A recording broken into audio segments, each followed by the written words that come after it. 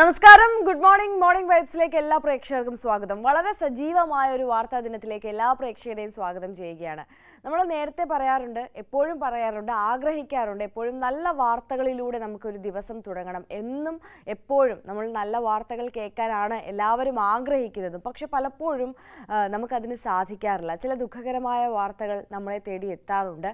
കഴിഞ്ഞ ദിവസമാണ് അത്തരത്തിൽ മുംബൈയിൽ ശക്തമായ പൊടിക്കാറ്റിനെ തുടർന്ന് കൂറ്റൻ പരസ്യ ബോർഡ് വീണു എന്നുള്ള വാർത്ത നമ്മളെ തേടിയെത്തിയത്. അതിൻ്റെ ദൃശ്യങ്ങളൊക്കെ കണ്ട് നമ്മളെല്ലാവരും ഞെട്ടിയിരിക്കുകയാണ്. അതിലിപ്പോൾ മരണം 14 എന്നുള്ള ആ ഒരു വാർത്തയോട് കൂടിയിട്ടാണ് ഇന്ന് നമ്മൾ ഈ വാർത്താ ദിനം ആരംഭിക്കുന്നത്. 70ഓളം പേർക്ക് പരിക്കേറ്റു. ഘട്കോപ്പറിൽ ഇന്നലെ വൈകിട്ടാണ് സംഭവം. പെട്രോൾ പമ്പിന് സമീപത്തെ പരസ്യ ബോർഡാണ് വാഹനങ്ങൾക്ക് മുകളിലേക്ക് പതിച്ചത്. സംഭവത്തെക്കുറിച്ച് സർക്കാർ അന്വേഷണം പ്രഖ്യാപിച്ചതായി ഉപമുഖ്യമന്ത്രി ദേവേന്ദ്ര ഫട്നാവിസ് എക്സിലൂടെ അറിയിച്ചു. KP അഭിലാഷ് കൂടുതൽ വിവരങ്ങൾ നൽകും. അഭിലാഷിലേക്ക് എത്തുന്നതിന് മുമ്പ് നമുക്ക് ആ ദാരുണമായ ദൃശ്യം, ആ അപകടത്തിന്റെ ദൃശ്യം ഒന്ന് കാണാം.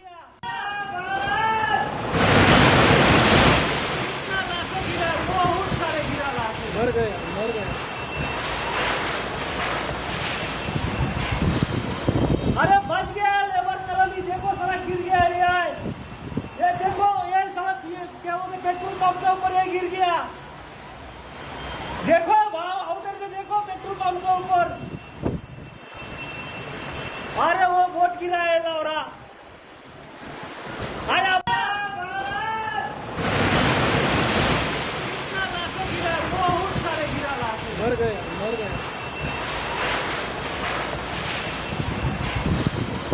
अरे बच गया लेबर कॉलोनी, देखो इसके लिए 5 मिनट रहता हूँ, 5 मिनट पूरा।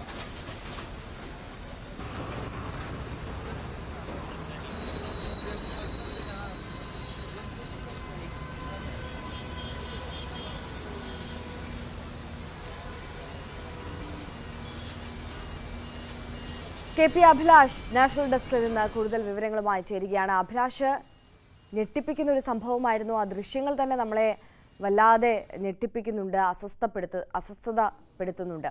എങ്ങനെയാണ് ഈ വിശദാംശങ്ങൾ, ഈ വാർത്തയുടെ 14 പേരുടെ മരണം ഇതിനോടകം സ്ഥിരീകരിച്ചു കഴിഞ്ഞിരിക്കുന്നു. കൂടുതൽ മരണം സംഭവിക്കാനുള്ള സാധ്യതയുണ്ടോ? മരണസംഖ്യ ഇനിയും ഉയരുമോ? നിരവധി പേർ ആശുപത്രിയിൽ ഇപ്പോഴും ഗുരുതരാവസ്ഥയിൽ കഴിയുന്നില്ലേ? ആര്യ, മരണസംഖ്യ ഇനിയും ഉയരുവാനുള്ള സാധ്യത നമുക്ക് തള്ളിക്കളയാൻ സാധിക്കില്ല. കാരണം ഈ അപകടത്തിൽ 60-ലേറെ പേർ ഇപ്പോൾ വിവിധ ആശുപത്രികളിൽ ചികിത്സയിലാണ്. അവരിൽ ചിലരുടെ നില ഗുരുതരമാണ്. രക്ഷാപ്രവർത്തനം ഏതാണ്ട് പൂർണ്ണമായി എന്ന് തന്നെയാണ് ഇപ്പോൾ നമുക്ക് ലഭിക്കുന്ന ഇൻപുട്ടുകൾ. അതുകൊണ്ട് തന്നെ 14 പേരുടെ മരണം ഇപ്പോൾ സ്ഥിരീകരിച്ചിട്ടുണ്ട്. പക്ഷേ ആശുപത്രിയിൽ ഉള്ളവരുടെ ആരോഗ്യനില വളരെ മോശമാണ്. ഗുരുതരാവസ്ഥയിൽ ഉള്ളവർ ഉണ്ട്. അതുകൊണ്ട് മരണസംഖ്യ ഉയരുവാനുള്ള സാധ്യത നമുക്ക് തള്ളിക്കളയാൻ ആര്യ നേരത്തെ സൂചിപ്പിച്ചതുപോലെ തന്നെ ആ ഭീകരമായ ദൃശ്യങ്ങളിൽ നിന്ന് തന്നെ ഈ അപകടത്തിന്റെ വ്യാപ്തി എത്രത്തോളം വലുത് എന്നത് പ്രകടമാണ്. ഇന്നലെ വൈകിട്ടോടുകൂടിയാണ് മുംബൈയിലെ പ്രധാനപ്പെട്ട മേഖലകളിൽ എല്ലാം തന്നെ അതിശക്തമായ പൊടിക്കാറ്റ് അനുഭവപ്പെട്ടത്. ഈ ശക്തമായ പൊടിക്കാറ്റിൽ ആയിരുന്നു ഘട്കോപ്പർ മേഖലയിലെ പോലീസ് ഗ്രൗണ്ട് പെട്രോൾ പമ്പ്, BPCLന്റെ പെട്രോൾ പമ്പാണിത്. ഇതിന് സമീപം സ്ഥാപിച്ചിരുന്ന കൂറ്റൻ പരസ്യ ബോർഡ് ആണ് ഈ അതിശക്തമായ കാറ്റിൽ നിലം പതിച്ചത്.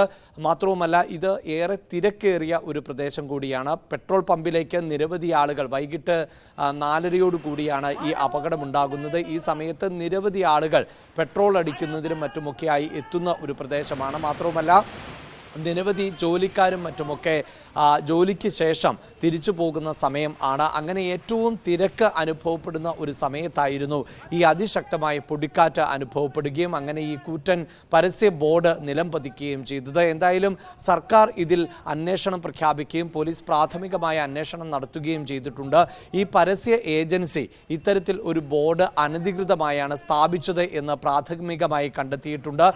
ഒരു പക്ഷേ അധികൃതരുടെ വലിയ അനാസ്ഥയുടെ ഇരുകൂടിയാണ് ഇപ്പോൾ ഈ അപകടത്തിൽപ്പെട്ടവർ എന്ന് നമുക്ക് പറയേണ്ടി വരുന്നു. കാരണം 40 അടി ഉയരത്തിൽ മാത്രമാണ് ഈ പ്രദേശങ്ങളിൽ പരസ്യ ബോർഡ് സ്ഥാപിക്കുന്നതിന് അനുമതി നൽകിയിട്ടുള്ളൂ. എന്നാൽ ഈ പരസ്യ ബോർഡ് അതിലേറെ ഉയരമുണ്ടായിരുന്നു. മാത്രവുമല്ല, ചട്ടങ്ങൾ അല്ലെങ്കിൽ നിയമങ്ങൾ പാലിച്ചുകൊണ്ടുള്ള ഒരു നിർമ്മാണ പ്രവൃത്തി ആയിരുന്നില്ല ഈ പരസ്യ ബോർഡിൽ നടത്തിയിരുന്നത് എന്നാണ് പ്രാഥമികമായി കണ്ടെത്താൻ സാധിച്ചിട്ടുള്ളത്. ആര്യ, നമുക്കറിയാം പലപ്പോഴും ഇത്തരത്തിൽ അപകടങ്ങൾ ഉണ്ടാകുമ്പോൾ മാത്രമാണ് അധികൃതർ ഇതുമായി ബന്ധപ്പെട്ട പരിശോധനകൾ നടത്തുകയും തെറ്റുകുറ്റങ്ങൾ കണ്ടെത്തുകയും ഒക്കെ ചെയ്യുന്നത്. പക്ഷേ കാലങ്ങളായി ഈ പരസ്യ ബോർഡ് ആ പ്രദേശത്ത് ഇത്തരത്തിൽ ഉണ്ടായിരുന്നു എന്ന് തന്നെയാണ് പ്രദേശവാസികളുടെയും മറ്റുമൊക്കെ പ്രതികരണങ്ങളിൽ നിന്ന് മനസ്സിലാക്കാൻ സാധിക്കുന്നത്. അപ്രതീക്ഷിതമായി ഉണ്ടായ ഒരു അപകടം ആയതുകൊണ്ട് തന്നെ രക്ഷാപ്രവർത്തനം അല്പം താമസിച്ചത് മരണസംഖ്യ ഉയരാൻ കാരണമായിട്ടുണ്ട്. ഇങ്ങനെ അതിശക്തമായ ഒരു പൊടിക്കാറ്റ് ഈ സമയത്ത് അനുഭവപ്പെടും എന്ന് കരുതിയിരുന്നില്ല.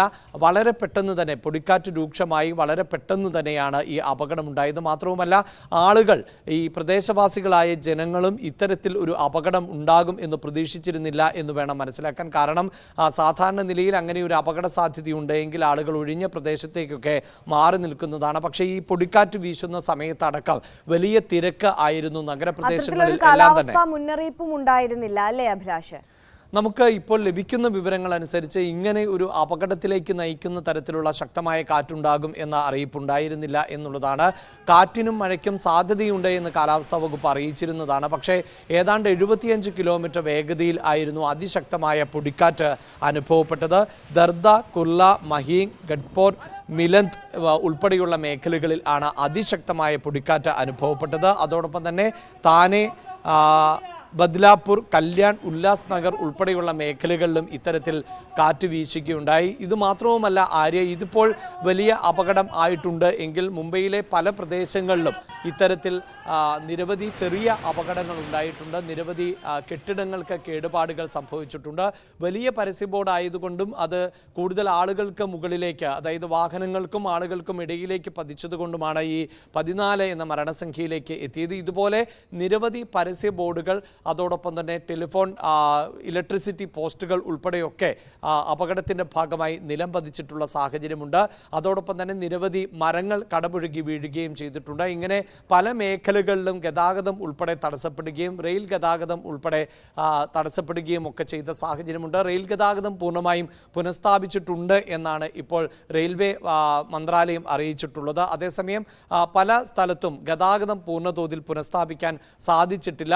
രാത്രിയോടുകൂടിയൊക്കെ ഈ രക്ഷാപ്രവർത്തനവും അതോടൊപ്പം തന്നെ ഗതാഗതം പുനഃസ്ഥാപിക്കുന്നതും ഏറെ ബുദ്ധിമുട്ടുണ്ടാക്കിയിട്ടുണ്ട് എന്നാണ് അറിയാൻ സാധിക്കുന്നത്. ഇപ്പോൾ കൃത്യമായി പുറത്തു വന്നിട്ടുള്ള ഒരു വിവരം എന്നതാണ് ഈ പരസ്യ ബോർഡുമായി ബന്ധപ്പെട്ട് നമുക്ക് റിപ്പോർട്ട് ചെയ്യാൻ സാധിക്കുന്നത്. അതിനപ്പുറത്ത് ഈ മരങ്ങൾ കടപുഴകിയോ അല്ലെങ്കിൽ കെട്ടിടങ്ങൾക്ക് കേടുപാടുകൾ സംഭവിച്ചോ, കൂടുതൽ മരണങ്ങൾ സംഭവിച്ചിട്ടുണ്ടോ, കൂടുതൽ ആളുകൾക്ക് ഗുരുതരമായി പരിക്കേറ്റിട്ടുണ്ടോ എന്നതിൽ ഒക്കെ ഇനിയും കൂടുതൽ വ്യക്തത കൈവരേണ്ടതുണ്ട്. എന്തായാലും ഇപ്പോൾ കാലാവസ്ഥാ വകുപ്പ് നൽകുന്ന മുന്നറിയിപ്പ് അനുസരിച്ച് ഇന്നും ഇത്തരത്തിൽ കാറ്റ് വീശാനുള്ള സാധ്യതയുണ്ട്. മണിക്കൂറിൽ 60 കിലോമീറ്റർ വരെ വേഗതയിൽ കാറ്റ് വീശാനുള്ള സാധ്യതയുണ്ട് എന്നാണ് മുന്നറിയിപ്പ് നൽകിയിട്ടുള്ളത്. സർക്കാർ അതുകൊണ്ട് തന്നെ കനത്ത ജാഗ്രത നിർദ്ദേശം നൽകിയിട്ടുണ്ട്. അതോടൊപ്പം തന്നെ ഈ അനാസ്ഥയ്ക്കെതിരെ, അതായത് ഇത്തരത്തിൽ ഒരു പരസ്യ ബോർഡ് നിർമ്മിച്ചവർക്കെതിരെ നടപടിയെടുക്കും എന്നാണ്, ഈ പരസ്യ കമ്പനിക്ക് നേരെ നടപടിയെടുക്കും എന്നതാണ് പ്രാഥമികമായി നമുക്ക് ലഭിച്ചിട്ടുള്ള ഇൻപുട്ടുകൾ. അതോടൊപ്പം തന്നെ മരണപ്പെട്ടവരുടെ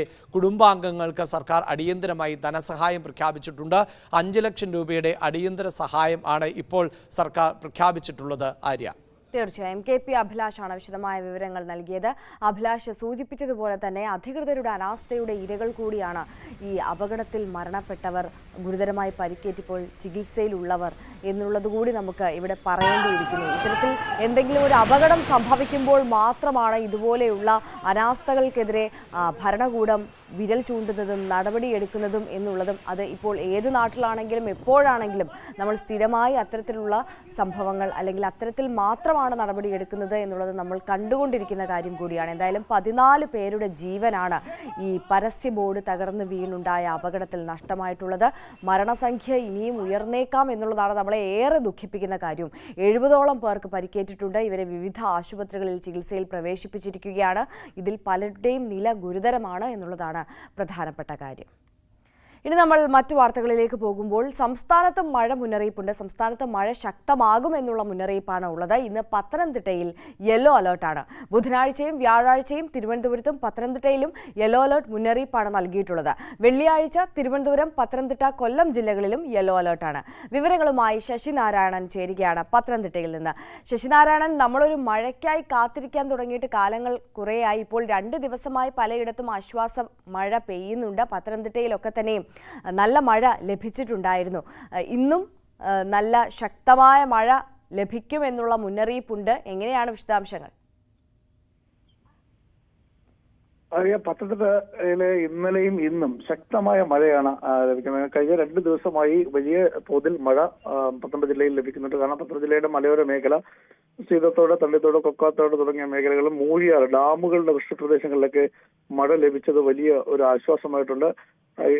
കഴിഞ്ഞ കുറെ ദിവസങ്ങളായി വേനൽച്ചൂടിന്റെ വലിയ ബുദ്ധിമുട്ട് അനുഭവിക്കുന്ന സാഹചര്യത്തിലാണ് ഇത്തരത്തിൽ മഴ ലഭിച്ചത്. എന്തായാലും ഉച്ചയ്ക്ക് ശേഷം തുടർച്ചയായി ഈ മഴ പെയ്യുന്നതാണ്. ഈ മലയോര മേഖലയിൽ മഴ പെയ്യുന്നത് വലിയ ആശ്വാസമാണ്. അതുപോലെ തന്നെ നഗരപ്രദേശങ്ങളിലുമൊക്കെ മഴ കാര്യമായ രീതിയിൽ തന്നെ ലഭിക്കുന്നുണ്ട്. പക്ഷെ നാശനഷ്ടങ്ങളോ മറ്റ് കാര്യങ്ങളോ ഒന്നും തന്നെ ജില്ലയുടെ ഒരു ഭാഗത്തു നിന്ന് റിപ്പോർട്ട് ചെയ്തിട്ടില്ല. പക്ഷെ ഈ മഴ ഉള്ളത് വലിയ ഒരു അനുഗ്രഹമായി തന്നെയാണ് ഒരു പക്ഷേ കാണുന്നത്. കാരണം എത്രയും വേനൽച്ചൂടിന്റെ ആധിക്യത്തിൽ പല രീതിയിലും കൃഷിനാശം അടക്കമുള്ള സംഭവിച്ച കർഷകരെ സംബന്ധിച്ചായാലും കുടിവെള്ളം ലഭിക്കാത്ത മേഖലയിലൊക്കെ ഉണ്ട്. പക്ഷെ അവിടേക്ക് ഈ മഴ ലഭിക്കുന്നത് വലിയ ഒരു ആശ്വാസമായിട്ടുണ്ട്. എന്തായാലും യെല്ലോ അലർട്ടാണ് പ്രഖ്യാപിച്ചിട്ടുള്ളത്. അത് ഈ ഇന്നും നാളെയും മഴ ഉണ്ടെന്നാണ് കാലാവസ്ഥാ മുന്നറിയിപ്പും ഉള്ളത്.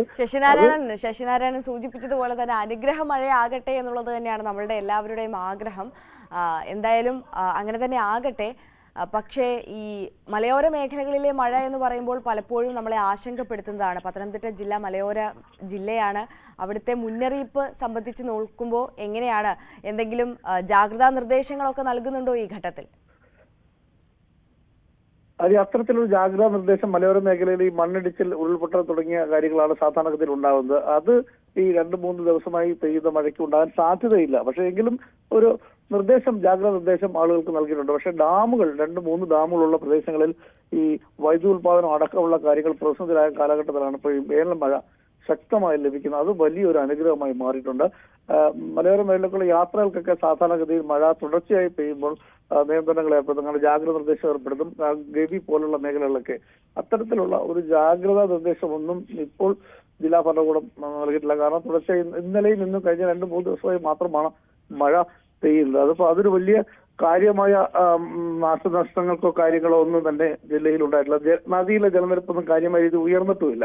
പക്ഷെ മഴ കർഷകരെ സംബന്ധിച്ചാലും കുടിവെള്ളം കിട്ടാത്ത മേഖലയൊക്കെ ഉണ്ട്. അവിടെയൊക്കെ ഈ മഴ വലിയ ഒരു അനുഗ്രഹമായി മാറിയിട്ടുണ്ട്. കാരണം കിണറുകളിൽ വെള്ളം എത്തുക അല്ലെങ്കിൽ ജലാശയങ്ങളിലൊക്കെ എത്തുന്ന ഒരു സാഹചര്യം ഉണ്ടാകുന്ന തരത്തിലേക്ക് മഴ എത്തുന്ന ഒരു സാഹചര്യം ഇപ്പോൾ നിലവിൽ ഉണ്ടായിട്ടില്ല. അങ്ങനെ എത്തിയെങ്കിൽ മാത്രമേ അത് ഈ പറഞ്ഞ നമ്മൾ നേരത്തെ സൂചിപ്പിച്ച പോലെ ജാഗ്രതാ നിർദ്ദേശവും മറ്റു കാര്യങ്ങളിലൊക്കെ എത്തേണ്ടതുള്ളൂ. എന്തായാലും മഴ ഇപ്പോഴത്തെ സാഹചര്യത്തിൽ കഴിഞ്ഞ 2-3 ദിവസമായി വേനൽ മഴ ശക്തമായി ലഭിക്കുന്നത് ജില്ലയെ സംബന്ധിച്ച് വലിയ ഒരു അനുഗ്രഹമായിട്ടുണ്ട്. അത് വരും ദിവസങ്ങളിലും പ്രതീക്ഷിക്കുന്നുണ്ട്. പക്ഷേ തുടർച്ചയായി നമ്മൾ നേരത്തെ സൂചിപ്പിച്ച പോലെ തുടർച്ചയായിട്ട് ശക്തമായ മഴ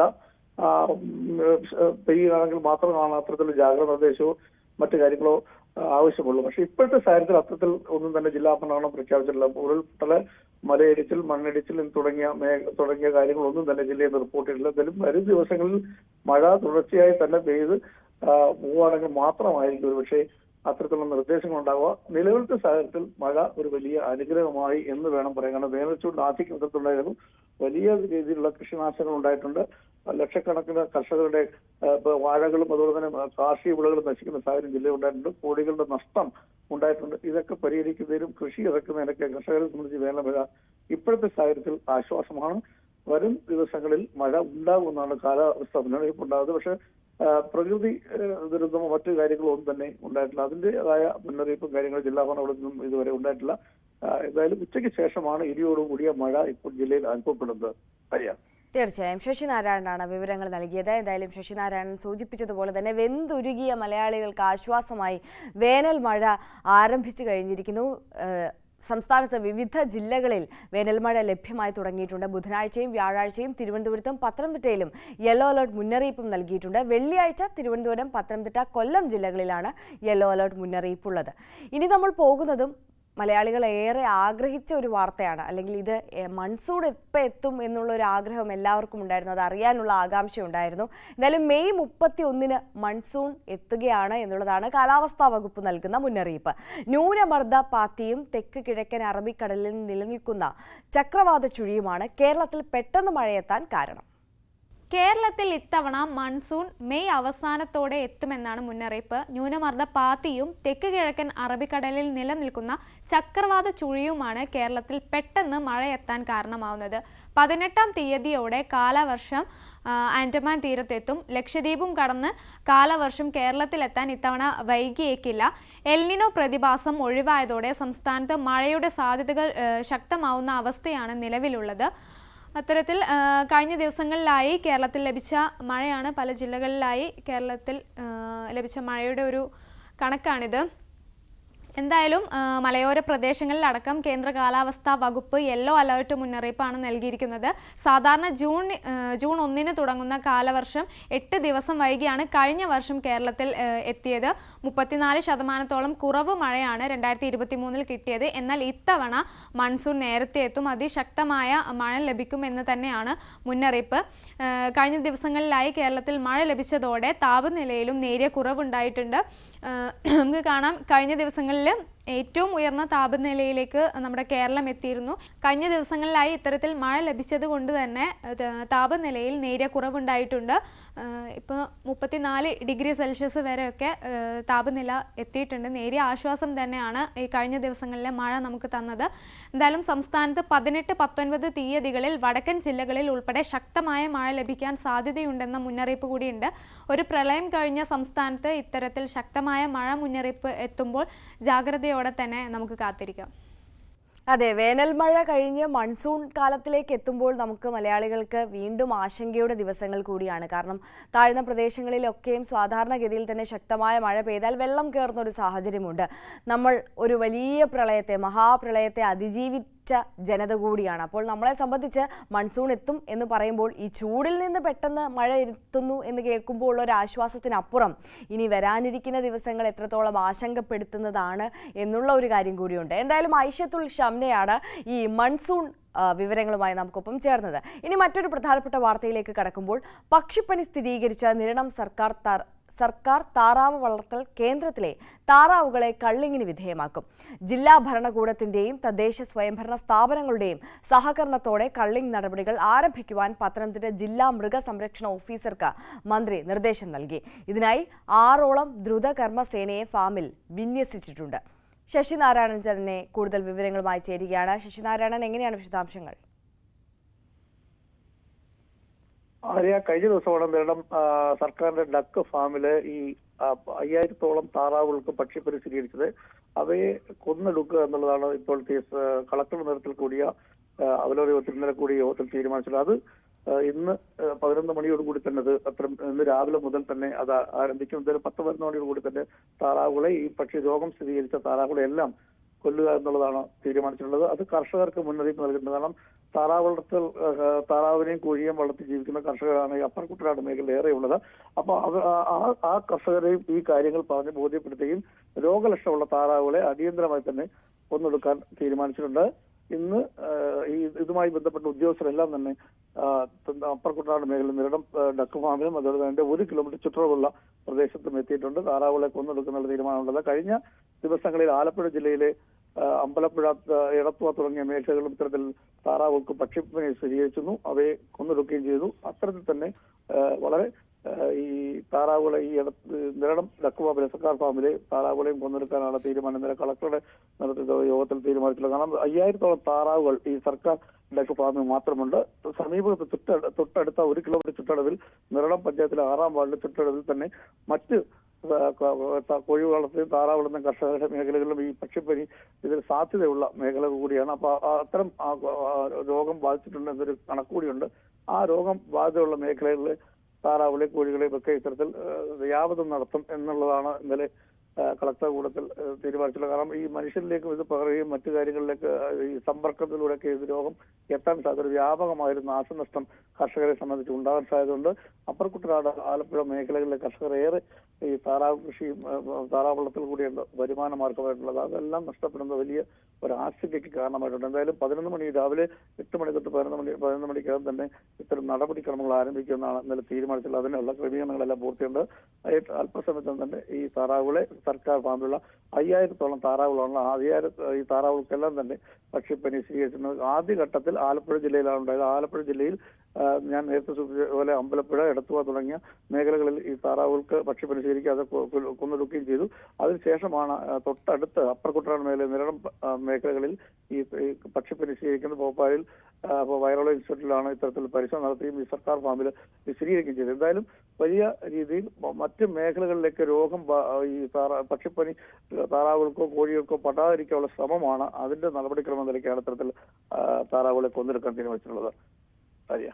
ശരി, ശശിനാരായണനാണ് വിവരങ്ങൾ നൽകിയത്. എന്തായാലും കർഷകരെ സംബന്ധിച്ച് ഏറെ ദുഃഖകരമായ ഒരു വാർത്ത തന്നെയാണ്. ഇനി നമ്മൾ ദേശീയ തലത്തിലേക്ക് കടക്കുമ്പോൾ പ്രധാനമന്ത്രി നരേന്ദ്രമോദി ഇന്ന് വാരണാസിയിൽ നാമനിർദ്ദേശ പത്രിക നൽകും. രാവിലെ 11:30 പത്രിക സമർപ്പിക്കുക. നാമനിർദ്ദേശ പത്രിക സമർപ്പണം ആഘോഷമാക്കാനാണ് BJP തീരുമാനം. NDA നേതാക്കളും മുഖ്യമന്ത്രിമാരും മുതിർന്ന BJP നേതാക്കളും ചടങ്ങിൽ പങ്കെടുക്കും. വിവരങ്ങളുമായി നാഷണൽ ഡെസ്കിൽ നിന്ന് MG മിഥുനാണ് നമുക്കൊപ്പം ചേരുന്നത്. Mithun, very good morning. കഴിഞ്ഞ ദിവസം തന്നെ ആഘോഷ പരിപാടികൾ തുടങ്ങിയതാണ്. ഇന്നലത്തെ റോഡ് ഷോയുടെ ആരവമൊക്കെ നമ്മൾ കണ്ടതാണ്. അവിടെ വാരണാസിയിൽ മനുഷ്യ കടൽ എന്ന് തന്നെ നമുക്ക് പറയാം. അത്തരത്തിൽ വലിയ ആഘോഷം, വലിയ ജനപങ്കാളിത്തമുള്ള റോഡ് ഷോയൊക്കെ പ്രധാനമന്ത്രിയുടെ നേതൃത്വത്തിൽ നടന്നു. ഇന്ന് വാരണാസിയിൽ പത്രിക സമർപ്പിക്കാൻ മോദി എത്തുമ്പോൾ ഉള്ള ആഘോഷ പരിപാടികൾ അത് ഏതൊക്കെ തരത്തിലാണ് BJP ഓർഗനൈസ് ചെയ്തിട്ടുള്ളത്? എങ്ങനെയാണ് വിശദാംശങ്ങൾ? Arya, good morning. എന്തായാലും പ്രധാനമന്ത്രിയുടെ ഈ ഒരു നാമനിർദ്ദേശ പത്രികാ സമർപ്പണം അത് വലിയൊരു ശക്തി പ്രകടനമാക്കി മാറ്റുന്നതിന് വേണ്ടിയുള്ള ഒരു ശ്രമമാണ് BJPയുടെ ഭാഗത്തുനിന്നും ഉണ്ടായിരിക്കുന്നത് എന്നുള്ളത് തന്നെയാണ്. നമുക്ക് അറിയാം, ഇപ്പോൾ BLW ഗസ്റ്റ് ഹൗസിലാണ് പ്രധാനമന്ത്രി താമസിക്കുന്നത്. അതിന് മുന്നിലൊക്കെ തന്നെ വലിയ രീതിയിൽ തോരണങ്ങളും ഒപ്പം തന്നെ കൊടിതോരണങ്ങളും എല്ലാം തന്നെ അലങ്കരിച്ചുകൊണ്ട് പ്രധാനമന്ത്രിയെ ഇവിടെ നിന്ന് ആനയിച്ചുകൊണ്ട് റോഡ് ഷോ പോലെ തന്നെ ഒരു വലിയ ശക്തി പ്രകടനമായി തന്നെ അവിടെ നിന്ന് വരണാധികാരിയുടെ മുന്നിലേക്ക് പോകാനാണ് തീരുമാനമെന്നാണ് അറിയിച്ചിട്ടുള്ളത്. BJP നേതാക്കൾ അത് തന്നെയാണ് പറയുന്നത്. ഒപ്പം തന്നെ 12 സംസ്ഥാനങ്ങളിലെ BJP മുഖ്യമന്ത്രിമാർ ഈ ഒരു ചടങ്ങിൽ പങ്കെടുക്കുന്നുണ്ട്. കൂടാതെ NDAയുടെ പ്രധാനപ്പെട്ട നേതാക്കളെല്ലാം പങ്കെടുക്കുന്നുണ്ട്. BJPയുടെ മുതിർന്ന മറ്റ് നേതാക്കൾ പങ്കെടുക്കുന്നുണ്ട്. കേന്ദ്രമന്ത്രിമാർ പങ്കെടുക്കുന്നുണ്ട്. അങ്ങനെ വലിയ വിപുലമായ ഒരു ചടങ്ങാക്കി മാറ്റാൻ തന്നെയാണ് BJPയുടെ തീരുമാനം. നമുക്കറിയാം, ഈ തെരഞ്ഞെടുപ്പിനെ പ്രധാനമന്ത്രി നരേന്ദ്രമോദിയെ മുന്നിൽ നിർത്തിക്കൊണ്ട് തന്നെയാണ് എല്ലാ സംസ്ഥാനങ്ങളിലും നേരിടുന്നത്. അതുകൊണ്ട് തന്നെ മോദിയുടെ ഈ ഒരു പത്രികാ സമർപ്പണം അത് വലിയ ആഘോഷമാക്കി മാറ്റാനുള്ള തീരുമാനമാണ് BJPയുടെ ഭാഗത്തുനിന്നും ഉണ്ടായിരിക്കുന്നത്.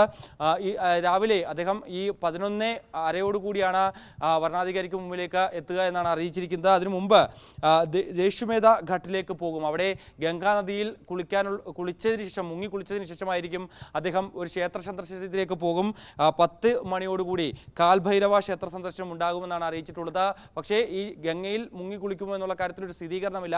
പക്ഷേ ആ ഘട്ടിലേക്ക് പോകുമെന്ന് BJP നേതാക്കൾ അറിയിച്ചിട്ടുണ്ട്. കൂടാതെ തന്നെ അദ്ദേഹത്തിൻ്റെ ഷെഡ്യൂൾ പ്രകാരം അത് നമുക്ക് മനസ്സിലാക്കാൻ സാധിക്കുകയും ചെയ്യുന്നു. 11:40 കൂടിയാണ് ഈ ഒരു പത്രിക സമർപ്പിക്കുന്നത്. പ്രത്യേകം ഈ ഒരു മുഹൂർത്തം കുറിച്ചു കൊടുത്തിരിക്കുന്നത് എന്നാണ് മനസ്സിലാക്കാൻ സാധിക്കുന്നത്. നേരത്തെ ഈ ഒരു രാമക്ഷേത്രത്തിൻ്റെ പ്രതിഷ്ഠാകർമ്മങ്ങളുമായി ബന്ധപ്പെട്ട അന്ന് ആ തന്ത്രി ആണ് അന്ന് ഈ ഒരു മുഹൂർത്തം കുറിച്ചു കൊടുത്തത്. അതിൽ അഭിജിത്ത് മുഹൂർത്തം എന്നാണ് ഈ ഒരു സമയത്തെ പറയുന്നത്. ആ സമയത്ത് 11:40 കൂടി പ്രധാനമന്ത്രി നരേന്ദ്രമോദി വാരണാസിയിൽ അദ്ദേഹത്തിൻ്റെ പത്രികാ സമർപ്പണം നടത്തുകയും ചെയ്യും.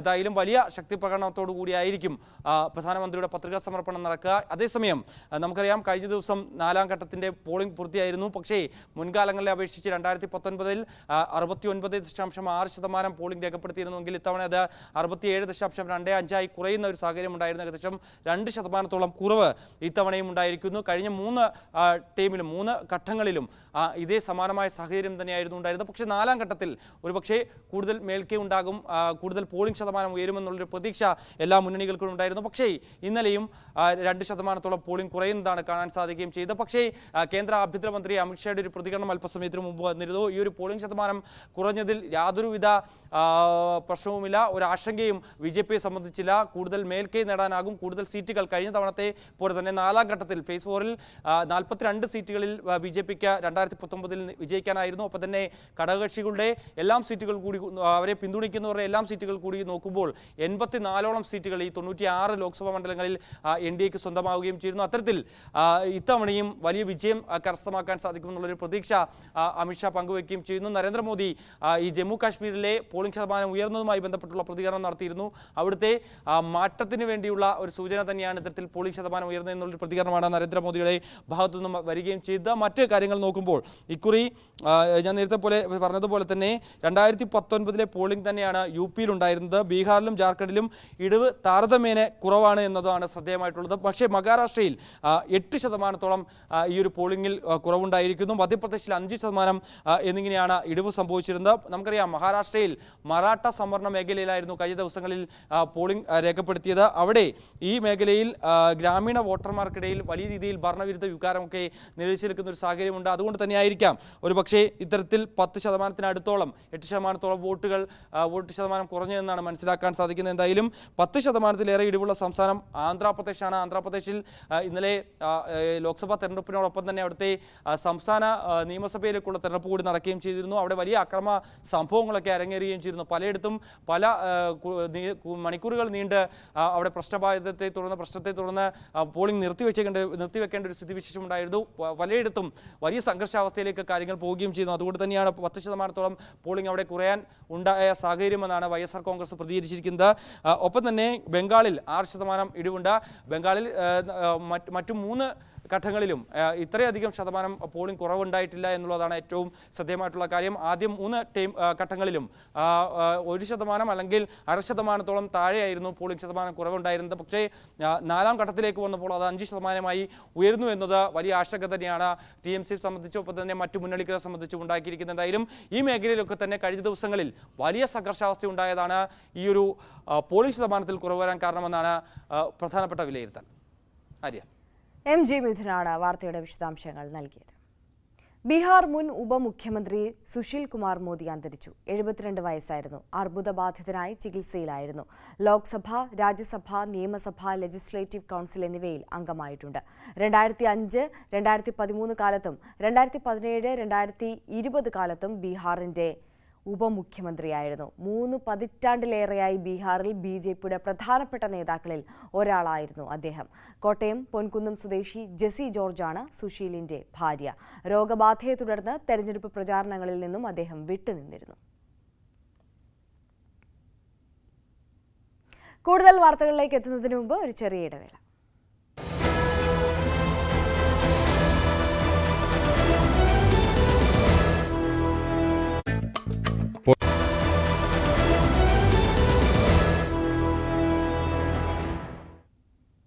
മോർണിംഗ് വൈബ്സിലേക്ക് നമ്മൾ തിരികെ എത്തുമ്പോൾ കോഴിക്കോടേക്കാണ് നമ്മൾ പോകുന്നത്. അവിടെ നിന്നുള്ളൊരു ദാരുണമായ അപകട വാർത്തയിലേക്കാണ്. കോഴിക്കോട് നഗരത്തിൽ ദാരുണ അപകടം. രോഗിയുമായി പോയ ആംബുലൻസ് ട്രാൻസ്ഫോമറിൽ ഇടിച്ച് കത്തി. ആംബുലൻസിൽ ഉണ്ടായിരുന്ന രോഗി വെന്തു മരിച്ചു.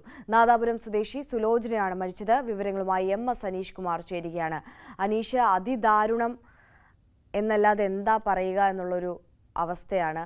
എങ്ങനെയാണ് ഈ അപകടം സംഭവിച്ചത്? അങ്ങേയറ്റം ദാരുണമായ ഒരു സംഭവം എന്നത് നമുക്ക് പറയാം. പുലർച്ചെ 3:30 സംഭവം ഉണ്ടായിരിക്കുന്നത്. കോഴിക്കോട് നഗരത്തിൽ മിംസ് ആശുപത്രിയുടെ സമീപത്ത് വെച്ചാണ് അപകടം ഉണ്ടായിരിക്കുന്നത്. മിംസ് ആശുപത്രിയിലേക്ക് രോഗിയുമായി വന്നിരുന്ന ശസ്ത്രക്രിയയിൽ വിധേയമാകാൻ എത്തിയിരുന്ന നാദാപുരം സ്വദേശി സുജോജിനെയാണ് വാഹനത്തിൽ ഉണ്ടായിരുന്നത്. ഒപ്പം ഈ ആംബുലൻസിന്റെ ജീവനക്കാരും ഏതാനും ബന്ധുക്കളും ഉണ്ടായിരുന്നു. ഈ എത്തിച്ചിരുന്ന ആംബുലൻസ് മിംസിന് ഏതാണ്ട് അടുത്തെത്തിയപ്പോഴേക്ക് നിയന്ത്രണം വിട്ട് ട്രാൻസ്ഫോമറിലേക്ക് ഇടിച്ചു കയറുകയും അതേ തുടർന്ന് ആ ഇടിയുടെ ആഘാതത്തിൽ കത്തുകയുമായിരുന്നു. എന്തായാലും വലിയ സ്ഫോടനത്തിലൂടെ ആംബുലൻസിനെ തീപിടിക്കുകയാണ് ഉണ്ടായത്. ഈ അപകടത്തിലാണ്, ഈ തീപിടുത്തത്തിലാണ് ഈ സുലോചന വീണ്ടും മരിച്ചിരിക്കുന്നത്. ഒപ്പം 2 ഉണ്ടായിരുന്ന ആളുകൾക്ക് പരിക്കുണ്ട്. പക്ഷെ അവരുടെ പരിക്കുകൾ ഗുരുതരമല്ല എന്നാണ് നമുക്ക് മനസ്സിലാക്കാൻ കഴിയുന്നത്. അവരെ ആശുപത്രിയിൽ പ്രവേശിപ്പിച്ച് അവരുടെ നില തൃപ്തികരമായി തന്നെ തുടരുകയാണ്. എന്തായാലും വലിയൊരു ദുരന്തമാണ് രാവിലെ ഇന്ന് കോഴിക്കോട് നഗരത്തിൽ ഉണ്ടായിരിക്കുന്നത്.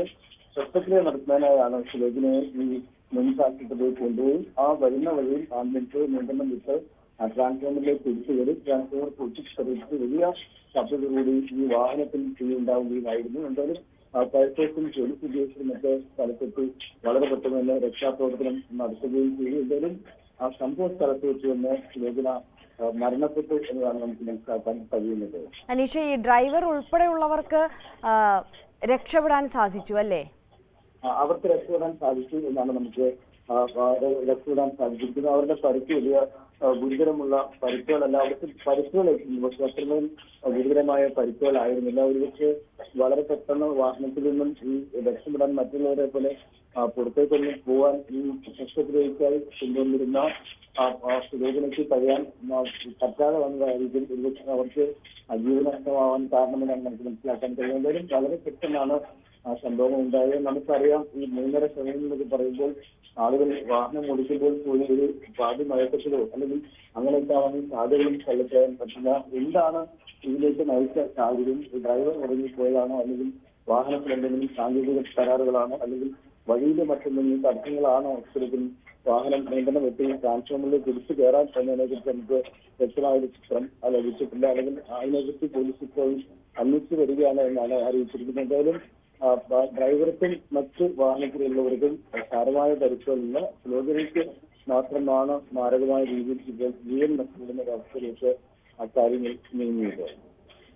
ശരി, MS അനീഷ് കുമാറാണ് വിവരങ്ങൾ നൽകിയത്. കോഴിക്കോട് നഗരത്തിലാണ് ഈ ദാരുണമായ അപകടം സംഭവിച്ചത്. രോഗിയുമായി പോയ ആംബുലൻസ് ആണ് നിയന്ത്രണം വിട്ട് ട്രാൻസ്ഫോമറിൽ ഇടിച്ച് കത്തിയത്. ആംബുലൻസിൽ ഉണ്ടായിരുന്ന രോഗി നാദാപുരം സ്വദേശി സുലോചന വെന്തു മരിക്കുകയായിരുന്നു. ഇനി നമ്മൾ മറ്റൊരു വാർത്തയിലേക്ക് കടക്കുമ്പോൾ RMP നേതാവ് KS ഹരിഹരന്റെ സ്ത്രീവിരുദ്ധ പരാമർശത്തിൽ അന്വേഷണം. മഹിളാ അസോസിയേഷൻ കോഴിക്കോട് ജില്ലാ നേതൃത്വം നൽകിയ പരാതിയിലും DYFI നൽകിയ പരാതിയിലുമാണ് പോലീസ് അന്വേഷണം. വടകര പോലീസാണ് മഹിളാ അസോസിയേഷന്റെ പരാതിയിൽ അന്വേഷണം നടത്തുന്നത്. വിവരങ്ങളുമായി MS അനീഷ് കുമാർ തുടരുന്നുണ്ട്. അനീഷ്, എങ്ങനെയാണ് ഈ കേസിന്റെ വിശദാംശങ്ങൾ? വടകരയിൽ തെരഞ്ഞെടുപ്പിന് ശേഷവും ഇരു മുന്നണികളും തമ്മിലുള്ള പരസ്പരമുള്ള വാഗ്വാദങ്ങളും വർഗീയ ധ്രുവീകരണ ആരോപണം ഉന്നയിച്ചുള്ള പോർവിളികളും തുടരുകയാണ്. ഇതിനിടയിലാണ് ഇത്തരത്തിലെ ഈ കാര്യങ്ങൾ CPM ആണ് വർഗീയ ധ്രുവീകരണം നടത്തുന്നതെന്ന് സ്ഥാപിക്കുന്നതിനായി UDF ഒരു യോഗം വിളിച്ചു ചേർത്തത്. അതിൽ RMPയുടെ ഒക്കെ അടക്കം സജീവ പങ്കാളിത്തം ഉണ്ടാകുകയും ചെയ്തു. ആ യോഗത്തിലാണ് ടീച്ചറെയും നടി മഞ്ജുവാരിയുമൊക്കെ ബന്ധപ്പെടുത്തിയുള്ള അശ്ലീല പരാമർശം ഹരിഹരന്റെ ഭാഗത്ത് ഉണ്ടായത്. എന്തായാലും അന്ന് തന്നെ നിരവധി പരാതികൾ ഇതുമായി ബന്ധപ്പെട്ട് പോലീസിന് ലഭിച്ചിരുന്നു. ജില്ലാ പോലീസ് മേധാവിക്കും സംസ്ഥാന പോലീസ് മേധാവിക്കും ഒപ്പം വടകര പോലീസിനുമൊക്കെ പരാതികൾ ലഭിച്ചിരുന്നെന്നാണ് നമുക്ക് മനസ്സിലാക്കാൻ കഴിയുന്നത്. ഇതിന്റെ അടിസ്ഥാനത്തിൽ ജനാധിപത്യ മഹിളാ അസോസിയേഷൻ വടകര പോലീസിലും ഒപ്പം DYFIയും വടകര പോലീസിൽ പരാതി നൽകിയിരുന്നു. ഈ പരാതികളുടെ അടിസ്ഥാനത്തിലാണ് മിനിയാന്ന് തന്നെ ഹരിഹരനെതിരെ കേസെടുത്തിരിക്കുന്നത്. സ്ത്രീത്വത്തെ അവമാനിക്കുക, ഒപ്പം കലാപത്തിന് ആഹ്വാനിക്കുക തുടങ്ങിയവ അടക്കമുള്ള വകുപ്പുകൾ ചേർത്താണ് കേസെടുത്തിരിക്കുന്നത്. ഈ കേസിന്റെ അനന്തര നടപടിക്രമങ്ങളിലേക്ക് പോലീസ് കടക്കുമെന്നാണ് മനസ്സിലാക്കാൻ കഴിയുന്നത്. ആദ്യം തന്നെ ഈ പ്രസംഗത്തിന്റെ യഥാർത്ഥ ഫുട്ടേജുകൾ വീഡിയോ ശേഖരിക്കുക എന്നതാണ് പോലീസ് ചെയ്യുക. തുടർന്ന് ഈ ഹരിഹരനെ വിളിച്ചു വരുത്തി ചോദ്യം ചെയ്യും. ഒപ്പം അന്ന് ആ പരിപാടി സമയത്ത് അവിടെ സന്നിഹിതരായിരുന്ന മറ്റു നേതാക്കൾ അടക്കമുള്ളവരുടെ മൊഴിയും ഇക്കാര്യത്തിൽ രേഖപ്പെടുത്തുമെന്നാണ് പറയുന്നത്. എന്തായാലും തനിക്ക് പറ്റിയ ഒരു നാട്ടുപിഴ അങ്ങേയറ്റത്തെ ഒരു ശിക്ഷയാണ് ആ പ്രസംഗത്തിൽ ഉണ്ടായത്. പക്ഷെ ആ പ്രസംഗത്തിന് തൊട്ടു പിന്നാലെ തന്നെ ഞാൻ ആ പ്രസംഗം തള്ളിപ്പറയാൻ തയ്യാറാവുകയും അതിൽ നിർവ്യാജം ഖേദം പ്രകടിപ്പിക്കുകയും ചെയ്തിരുന്നു. പിന്നീട് വീണ്ടും ഈ പ്രശ്നം തുടരുന്നത് CPMന്റെ ഒരു സ്ഥാപിത താല്പര്യം മൂലമാണ്, അല്ലെങ്കിൽ CPM മറ്റെന്തൊക്കെ ലക്ഷ്യം വെച്ചാണ് ഈ പ്രശ്നത്തെ പേരിൽ വീണ്ടും തനിക്കെതിരായ അതിക്രമങ്ങൾ നടത്തുന്നതെന്നാണ് അദ്ദേഹം പറയുന്നത്. ഒപ്പം തന്റെ വീടിന് നേരെ ആക്രമണം നടത്തിയ CPM DYFI പ്രവർത്തകരാണ് എന്നും അദ്ദേഹം തറപ്പിച്ച് പറയുന്ന രീതിയിലേക്കാണ്. എന്തായാലും അദ്ദേഹത്തിന്റെ പരാതിയിലും 6 പേർക്കെതിരെ കേസെടുത്തിട്ടുണ്ട്. ഒരാൾക്കെതിരെ സ്ഫോടക വസ്തു നിയമപ്രകാരവും മറ്റ് 5 പേർ അദ്ദേഹത്തെ അധിക്ഷേപിച്ചു അല്ലെങ്കിൽ അദ്ദേഹത്തിന് നേരെ അശ്ലീലവസ്തു നടത്തി എന്നീ കാര്യങ്ങൾക്കാണ് മറ്റുള്ളവർക്കെതിരെയും കേസെടുത്തിരിക്കുന്നത്. എന്തായാലും ഈ കേസുമായി ബന്ധപ്പെട്ട അന്വേഷണവും പുരോഗമിക്കുകയാണ്. ആരാണ് ബോംബ് എറിഞ്ഞത് എന്ന് കണ്ടെത്തുന്നതിനുള്ള ഊർജിതമായ ശ്രമങ്ങൾ നടത്തി വരുന്നു എന്നാണ് പോലീസ് പറയുന്നത്. ശരി, MS അനീഷ് കുമാറാണ് വിവരങ്ങൾ നൽകിയത്. RMP നേതാവ് KS ഹരിഹരന്റെ സ്ത്രീവിരുദ്ധ പരാമർശത്തിൽ അന്വേഷണം ആരംഭിച്ചിരിക്കുന്നു. ഇനി നമ്മൾ മറ്റ് വാർത്തകളിലേക്ക് കടക്കുമ്പോൾ നാദാപുരം ജാതി ഏരിയയിൽ പാർക്കിംഗ് സംബന്ധിച്ച സംഘർഷത്തിൽ ഒരാൾക്ക് കുത്തേറ്റു. വളയം സ്വദേശി അമൽ ബാബുവിനാണ് കുത്തേറ്റത്. ഇന്നലെ രാത്രി 8:30യോടെയാണ് സംഭവം. പരിക്കേറ്റ ആളെ കോഴിക്കോട് മെഡിക്കൽ കോളേജിലേക്ക് മാറ്റി. സംഘർഷാവസ്ഥ നിലനിൽക്കുന്ന പ്രദേശത്ത് വളയം പോലീസ് ക്യാമ്പ് ചെയ്യുന്നുണ്ട്. കേരള വെറ്റിനറി സർവകലാശാലയിലെ സിദ്ധാർത്ഥന്റെ മരണത്തിൽ രജിസ്റ്റർ ചെയ്ത കേസിലെ 7 പ്രതികളുടെ ജാമ്യാപേക്ഷ ഹൈക്കോടതി ഇന്ന് പരിഗണിക്കും. ജാമ്യാപേക്ഷയിൽ CBI ഇന്ന് നിലപാട് അറിയിക്കും. പ്രതികളുടെ അഭിഭാഷകർക്ക് കുറ്റപത്രത്തിന് പകർപ്പ് നൽകിയോ എന്ന കാര്യത്തിലും CBI മറുപടി നൽകും. കേസിലെ പ്രതികളുടെ ജാമ്യാപേക്ഷയെ എതിർത്ത് സിദ്ധാർത്ഥന്റെ അമ്മ നൽകിയ ഹർജിയും ഹൈക്കോടതി ഇന്ന് പരിഗണിക്കും.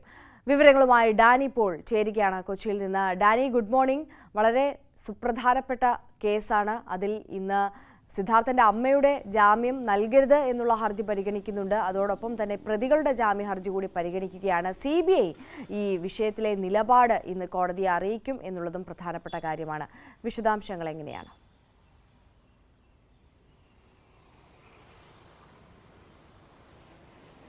Good morning. ഇന്ന് വളരെ പ്രധാനപ്പെട്ട തന്നെയാണ് ഹൈക്കോടതിയിൽ നടക്കുന്ന ഈ കേസുമായി ബന്ധപ്പെട്ടുകൊണ്ടുള്ള പ്രധാനപ്പെട്ട ഒരു നീക്കം തന്നെയാണ്. ഇതിൽ പ്രതികളുടെ ജാമ്യാപേക്ഷയെ എതിർത്തുകൊണ്ട് സിദ്ധാർത്ഥിൻ്റെ അമ്മ നൽകിയ ഹർജി കൂടി ഇന്നലെ വന്നിട്ടുണ്ട്. അതുകൂടി ഇന്ന് ചേർത്ത് പരിഗണിക്കും. 7 പ്രതികളാണ് ഇതിൽ ജാമ്യാപേക്ഷ സമർപ്പിച്ചിരിക്കുന്നത്. ഇതിൽ പ്രതി ചേർക്കപ്പെട്ടിരിക്കുന്ന 19 പേര് പ്രതി ചേർത്തിട്ടുണ്ട്. ഇതിൽ ഇവർക്ക് ജാമ്യം നൽകരുത് എന്നാവശ്യപ്പെട്ടുകൊണ്ടാണ് സിദ്ധാർത്ഥിൻ്റെ അമ്മ ഹൈക്കോടതിയിലേക്ക് എത്തിയിരിക്കുന്നത്. പ്രധാനമായും തന്നെയും ഈ പ്രതികളുടെ പങ്ക് എന്നത് സംബന്ധിച്ച് കൃത്യമായി CBI സമർപ്പിച്ച കുറ്റപത്രത്തിൽ വ്യക്തമാക്കുന്നുണ്ട്. വളരെ നിഷ്ഠൂരമായ രീതിയിൽ തൻ്റെ മകനെതിരെ മർദ്ദനവും മറ്റും അഴിച്ചുവിടുകയായിരുന്നു, ക്രൂരമായി പീഡിപ്പിക്കപ്പെട്ടു. ഇത്തരം കാര്യങ്ങളെല്ലാം തന്നെ അതിൽ മരണകാരണമായിട്ടുണ്ടോ എന്നതടക്കമുള്ള കാര്യങ്ങൾ പരിശോധന നടത്തുന്നു. പക്ഷേ ഇവരുടെ പങ്ക് തെളിയിക്കപ്പെട്ടിട്ടുള്ളതാണ്. ഇവർ വളരെ ക്രൂരമായി സിദ്ധാർത്ഥിനെ ഉപദ്രവിച്ചു എന്നതെല്ലാം തന്നെ വ്യക്തമായിട്ടുള്ളതാണ്. അത്രയ്ക്ക് പീഡനങ്ങൾ തന്നെ മകൻ അനുഭവിക്കേണ്ടി വന്നു. അപ്പോൾ ഇതിനെല്ലാം കാരണക്കാർ ഈ പ്രതികളാണ്. അതുകൊണ്ട് തന്നെയും അവരുടെ ജാമ്യാപേക്ഷ പരിഗണിക്കരുത് എന്നാണ് ഇവർ ചൂണ്ടിക്കാണിച്ചിട്ടുള്ളത്. അതുമാത്രവുമല്ല, CBI അന്വേഷണം തുടരുകയാണ്. CBI അതിനൊരു നടപടി അനുസരിച്ചുകൊണ്ട് 1-ാം ഘട്ട ഒരു കുറ്റപത്രം സമർപ്പിക്കുകയും ചെയ്തു. അതിൽ അന്വേഷണം മുന്നോട്ട് പോകുന്നു. ഇപ്പോൾ ചുമത്തിയിട്ടുള്ള വകുപ്പുകൾക്ക് കൂടുതലായിട്ട് വകുപ്പുകൾ അവർക്കെതിരെ ചുമത്തും. പ്രത്യേകിച്ച് എയിംസിൽ all India institute of medical സയൻസിൽ ഇത് സംബന്ധിച്ചുള്ളൊരു CBIയുടെ ഒരു അപേക്ഷ പരിഗണനയിലുണ്ട്.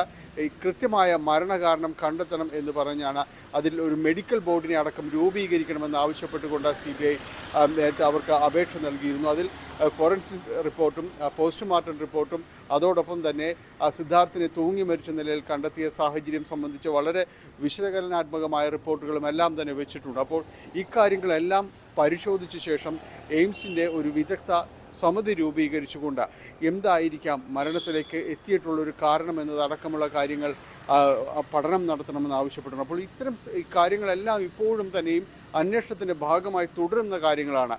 ആ കാര്യങ്ങളെല്ലാം മുന്നോട്ട് പോകുന്ന സമയത്ത് പ്രതികൾക്ക് ജാമ്യം നൽകുന്നത് അനുചിതമാകും. അതുകൊണ്ട് ജാമ്യം നൽകരുത് എന്ന് തന്നെയാണ് ഈ ഉപഹർജിയിൽ ചൂണ്ടിക്കാണിക്കപ്പെടുന്നത്. ഇന്ന് ഹൈക്കോടതിയുടെ അവധിക്കാല സിറ്റിംഗ് ഇന്ന് നടക്കുന്നുണ്ട്. ആ ബെഞ്ചായിരിക്കും ഈ കേസ് പരിഗണിക്കുക. രാവിലെ കേസ് പരിഗണിക്കുമെന്നാണ് മനസ്സിലാക്കാൻ സാധിക്കുന്നത്.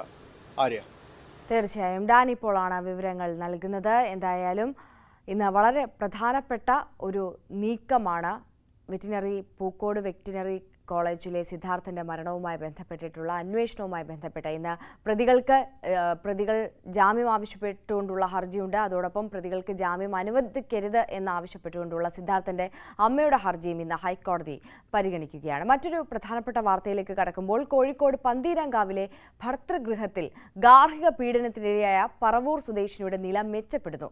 നോർത്ത് പറവൂർ ആശുപത്രിയിൽ ചികിത്സയിലാണ് വധു. നവവധുവിനെ ആക്രമിച്ച സംഭവത്തിൽ പോലീസ് കേസെടുത്തിട്ടുണ്ട്. ഡാനി പോൾ തുടരുന്നുണ്ട് വിശദാംശങ്ങളുമായി. ഡാനി, നമ്മളെ എല്ലാവരെയും ഞെട്ടിച്ച വാർത്തയായിരുന്നു ഈ പന്തീരാങ്കാവിലെ ഭർതൃഗൃഹത്തിലെ യുവതി നേരിട്ട പീഡനം എന്നുള്ളത്. അത് അതിക്രൂരമായ പീഡനമാണ്. അത് വിവാഹം കഴിഞ്ഞ് ദിവസങ്ങൾക്കകമാണ് ഈ സംഭവം നടന്നത് എന്നുള്ളതാണ്. എന്തായാലും യുവതിയുടെ ആരോഗ്യനില മെച്ചപ്പെടുന്നു എന്നുള്ളതിൽ സന്തോഷകരമായ കാര്യം തന്നെ. പക്ഷേ ഈ അന്വേഷണം അത് ഏത് തരത്തിലാണ് പുരോഗമിക്കുന്നത്?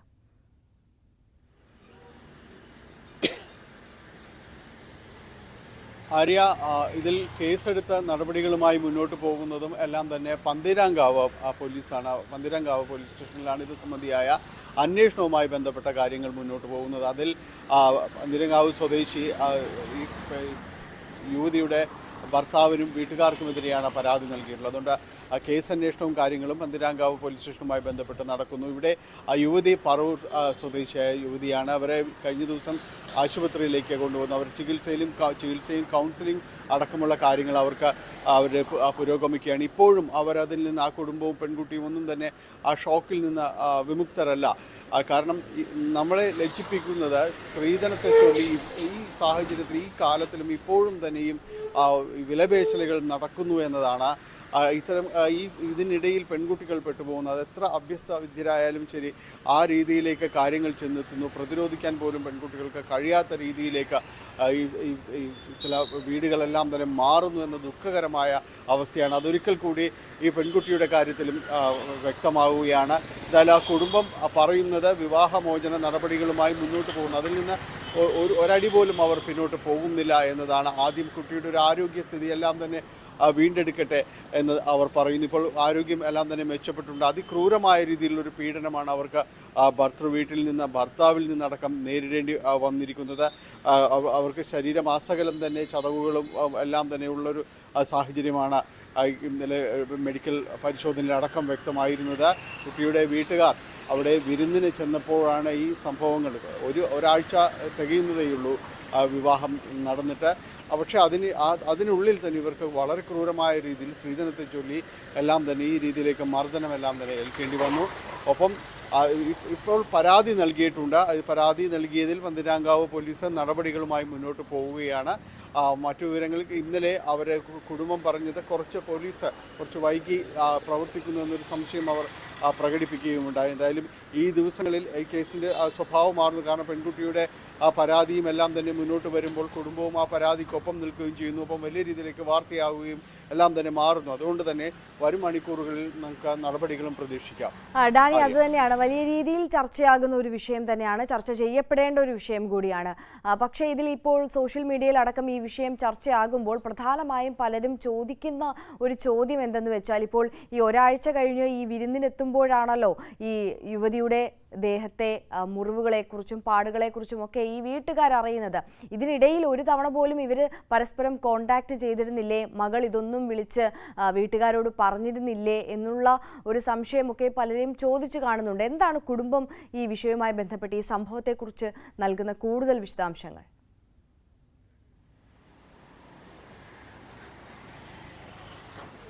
ആര്യ, ഇതിൽ നമ്മൾ നേരത്തെ സംസാരിച്ചപ്പോൾ പല വീടുകളിലെ അകത്തളങ്ങളും ഈ രീതിയിലേക്ക് ആകപ്പെടുന്നുണ്ട്. ഒരു പെൺകുട്ടി വിവാഹം ചെല്ലുമ്പോൾ ഒരു സാഹചര്യങ്ങൾ പലയിടത്തും പല രീതിയിലായിരിക്കാം.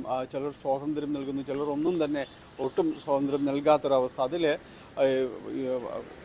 സാമ്പത്തിക സ്ഥിതിയോ അല്ലെങ്കിൽ വിദ്യാഭ്യാസമോ ഇതൊന്നും തന്നെ ഒരു മാനദണ്ഡമല്ല. ചിലരുടെ കാഴ്ചപ്പാടുകളാണ് ഇതിൽ ഈ രീതിയിലേക്ക് ഇതെല്ലാം തന്നെ മാറ്റിയെടുക്കുന്നത്.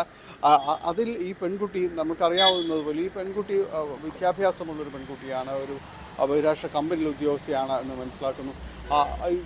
ഈ പെൺകുട്ടിയുടെ ഭർത്താവും അവരും വിദേശത്ത് ജോലിയുള്ള ഒരാളാണ്. അങ്ങനെ ഇവർക്ക് വിദ്യാഭ്യാസപരമായ കാര്യങ്ങളും അത്തരം കാര്യങ്ങളെല്ലാം തന്നെ ഉണ്ട് ഇത്തരം കാര്യങ്ങളിലെല്ലാം. പക്ഷേ എങ്കിൽ കൂടിയും ഈ പെൺകുട്ടി ആദ്യമായി ചെല്ലുന്നൊരു വീട് അവിടെ ഈ രീതിയിലൊരു മർദ്ദനവും എല്ലാം വരുമ്പോൾ അവർ അതിനകത്തേക്ക് പെട്ടുപോകുന്നു എന്നെല്ലാം പറയുമ്പോൾ തീർത്തും നിസ്സഹായ ഒരവസ്ഥയിലേക്ക് ആകുന്നു. അവർക്ക് എന്ത് ചെയ്യണമെന്ന് പറയാൻ പോലും വളരെ ഞെട്ടിപ്പിക്കുന്ന ആ രീതിയിലേക്ക് പോകുന്നു. അതുകൊണ്ട് തന്നെയാണ് നേരത്തെ സൂചിപ്പിച്ചതുപോലെ അവർ ആ ഷോക്കിൽ നിന്ന് ഇതുവരെ പുറത്തേക്ക് വരാനായിട്ട് അവർക്ക് സാധിച്ചിട്ടില്ല എന്നതാണ്. ഈ കുട്ടി അതുകൊണ്ട് തന്നെയും ഈ ചുരുങ്ങിയ ദിവസം കൊണ്ട് തന്നെയും വീട്ടിൽ നിന്ന് ഈ രീതിയിലുള്ളൊരു പീഡനം ഏൽക്കേണ്ടി വരുന്നതിൻ്റെ ഷോക്ക് അവർക്ക് തന്നെയുണ്ട്. അതുകൊണ്ട് അവർക്ക് വീട്ടിലേക്കടക്കം പെട്ടെന്ന് കാര്യങ്ങൾ എന്താ എന്നത് സംബന്ധിച്ച് പൂർണ്ണമായും വിളിച്ചു പറയാൻ പോലും കഴിയാത്ത ഒരു അവസ്ഥയിലായിരുന്നു. അതിനുള്ളൊരു സ്വാതന്ത്ര്യം പോലും ഈ ദിവസങ്ങളിൽ അവർക്ക് ലഭിച്ചിരുന്നില്ല എന്നതാണ്. പിതാവ് അടക്കം അവിടേക്ക് എത്തുമ്പോൾ എന്താണെന്ന് ചോദിച്ച് അടുത്തിരുത്തി ആദ്യമൊന്നും അവർ പറയുവാൻ പോലും തയ്യാറായില്ല എന്നതാണ്. ഇതിൽ ഇങ്ങനെ ഏൽക്കേണ്ടി വന്നതിൻ്റെ തിക്താനുഭവങ്ങൾ ഉണ്ടാകാം.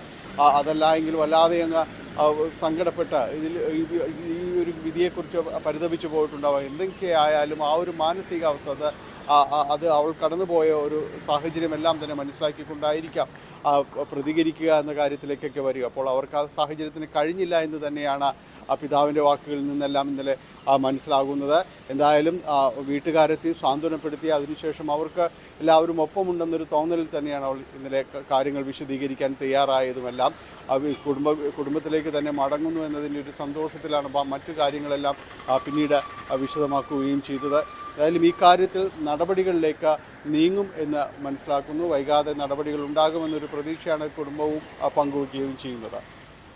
തീർച്ചയായും ഡാനി പോളാണ് വിവരങ്ങൾ നൽകിയത്. ഡാനി സൂചിപ്പിച്ചതുപോലെ തന്നെ നടപടി അതിവേഗം ഉണ്ടാകുമെന്ന് പ്രതീക്ഷിക്കുന്നു. അത്തരത്തിൽ ഉണ്ടാകട്ടെ എന്ന് നമുക്കും പ്രതീക്ഷിക്കാം. എന്തായാലും ഗാർഹിക പീഡനത്തിന്റെ സ്ത്രീധന പീഡനത്തിന്റെ ഒടുവിലത്തെ ഇരയായി ഈ പറവൂർ സ്വദേശിനി മാറുകയാണ്. ഇത്തരത്തിലുള്ള എത്രയോ വിഷയങ്ങൾ നമ്മൾ ദിവസവും കാണുന്നു, അല്ലെങ്കിൽ ചർച്ച ചെയ്ത ഒരുപാട് വലിയ കേസുകൾ അടക്കം നമ്മുടെ മുമ്പിലുണ്ട്. പക്ഷേ അതിനൊക്കെ നടപടി ഉണ്ടാകുന്നു, നിയമപരമായി അവർക്ക് ശിക്ഷ വാങ്ങിക്കൊടുക്കുന്ന തരത്തിലേക്കൊക്കെ കാര്യങ്ങൾ നീങ്ങുന്നുണ്ടെങ്കിൽ പോലും ഇത്തരത്തിലുള്ള സംഭവങ്ങൾ നമ്മുടെ സംസ്ഥാനത്ത് ആവർത്തിക്കുന്നു എന്നുള്ളതാണ് ഏറെ ഖേദകരം.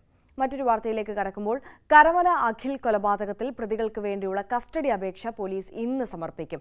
കഴിഞ്ഞ ദിവസം 2 പേർ കൂടി പിടിയിലായിരുന്നു. അരുൺ ബാബു, അഭിലാഷ എന്നിവരെയാണ് പിടികൂടിയത്. അരുണിന്റെ വീട്ടിൽ വെച്ച് പ്രതികൾ ഗൂഢാലോചന നടത്തിയെന്നാണ് കണ്ടെത്തിയത്. ഇതോടെ കേസിൽ മുഴുവൻ പ്രതികളും പിടിയിലായി.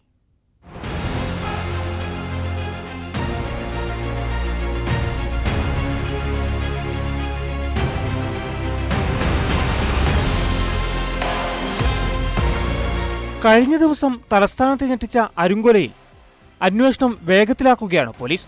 ഇതിന്റെ ഭാഗമായി മുഖ്യപ്രതികളടക്കം 7 പേരെയാണ് പോലീസ് ഇതുവരെ പിടികൂടിയത്.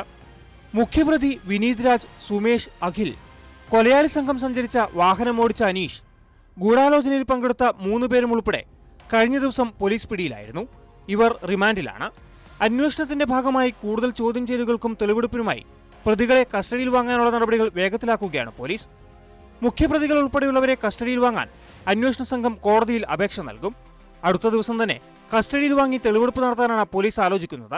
പരമാവധി വേഗത്തിൽ അന്വേഷണം പൂർത്തിയാക്കുകയാണ് ലക്ഷ്യം. അതേസമയം 2019 അനന്തു ഗിരീഷിന്റെ കൊലപാതകവുമായി ബന്ധപ്പെട്ട വിചാരണ വൈകിയതും പ്രതികൾ ജാമ്യത്തിലിറങ്ങി മറ്റൊരു കൃത്യം നടത്തിയതിലും പോലീസിന് നേരെ ഗുരുതര വിമർശനവും ശക്തമാണ്. ഈ സാഹചര്യത്തിൽ കൂടിയാണ് പോലീസിന്റെ നീക്കം. ന്യൂസ് 18 തിരുവനന്തപുരം. കോഴിക്കോട് കുറ്റിക്കാട്ടൂർ ആനക്കുഴിക്കരയിൽ വൻ തീപിടുത്തം. സ്വകാര്യ പ്ലാസ്റ്റിക് റീസൈക്കിൾ കമ്പനിയിലാണ് വൻ തീപിടുത്തമുണ്ടായത്. മണിക്കൂറുകൾ നീണ്ട തീപിടുത്തത്തിൽ പ്ലാസ്റ്റിക് ശേഖരം പൂർണ്ണമായും കത്തിനശിച്ചു. മണിക്കൂറുകളോളം ആളിപ്പടർന്ന തീയണയ്ക്കാൻ മീഞ്ചന്ത, വെള്ളിമാടുകുന്ന്, ബീച്ച്, മുക്കം, നരിക്കുനി ഫയർ സ്റ്റേഷനുകളിൽ നിന്നും അഗ്നിരക്ഷാസേന പ്രവർത്തകരെത്തി തീയണച്ചു. തീപിടുത്തമുണ്ടായ സമയത്ത് കമ്പനിയിൽ തൊഴിലാളികളും തൊട്ടടുത്ത വീടുകളും ഇല്ലാതിരുന്നതിനാൽ വൻ ദുരന്തമൊഴിവായി.